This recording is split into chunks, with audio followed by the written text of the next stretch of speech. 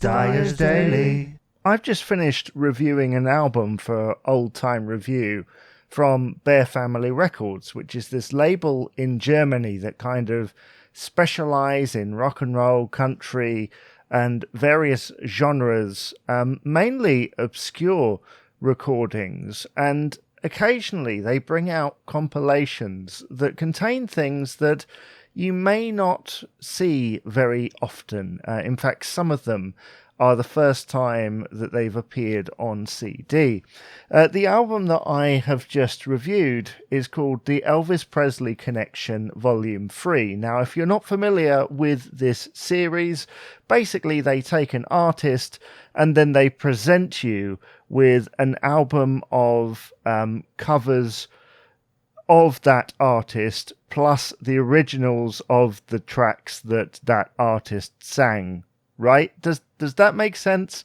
Off the top of my head, yeah, they say it's roots and cover versions, and this is the third installment of it. And I must say, the first one was kind of covering Elvis's early career, and then the next one, very similar time period. This one is between sort of the early to mid 60s during Elvis's movie period.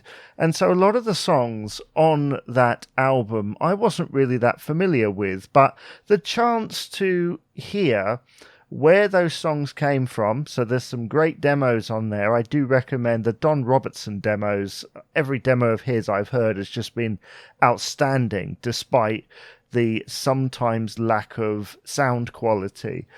And I love hearing what someone else tried doing with the Elvis composition after he made it famous. You occasionally get the mimicry, as you get from some of the records on Embassy Records, which is that Woolworth's budget label from back in the day. Stuff you just wouldn't see on an ordinary compilation. Les Carl is on this new installment, also known as Ken Barry, who would later go on to sing the Postman Pat theme tune, etc.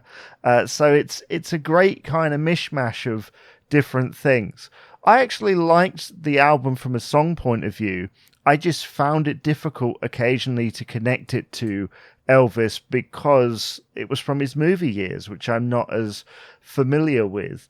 But it's a great series. I do recommend, though, starting off with the first two for much more familiar tracks from the Elvis catalogue. So, yeah, check out the Elvis Presley Connection, Volume 3 from Bear Family Records.